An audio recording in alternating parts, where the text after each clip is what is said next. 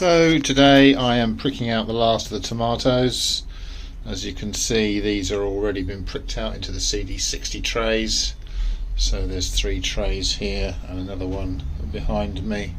So that's crikey, that's 240 plants already. And I've also got the celeriac and the celery in here. This is a Vitapod propagator. So it's another tray there, and these are some earlier ones.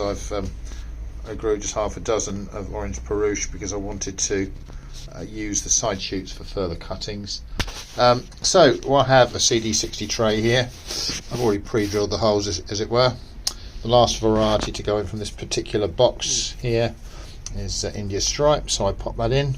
Just to give you a tip on the way that I label plugs, rather than putting a label in each plug until they go into pots, what I will do is I will start at the top left hand corner and I will work down. So you can see those first 4 plants there are Airdrie Classic, and then we go to Orange Banana, and there's actually quite a few of those. Excellent germination from those. Thank you to Claire from Corfe Castle for sending those seeds. And then the next variety goes in there, and so forth. So we work down top left to bottom right, and then once they go into individual pots they'll have individual labels. So I've got the last of these tomatoes here. Arguably they probably could have been pricked out a few days ago, but unfortunately sometimes, as you well know with gardening as amateurs, work gets in the way. So basically all I do is to break up the compost around the seedlings, and then I'll just take one by the leaf.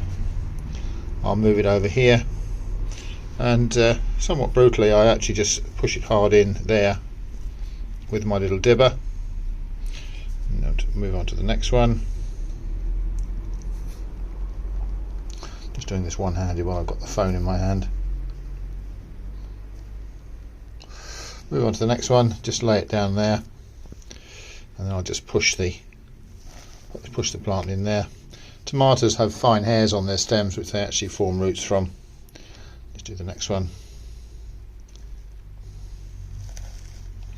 So you can be a little bit brutal with them, and as you can see from the tomatoes these were done last night, so they're just waking up. These were done the other day and they've completely woken up. As you can see, there's no fails in there, even being a bit rough with them. So these will be potted on in about 10 days time into 3-inch pots, and then to be planted out about the first week in May into the tunnel. Got any questions about growing tomatoes? Just ask me, and enjoy your gardening.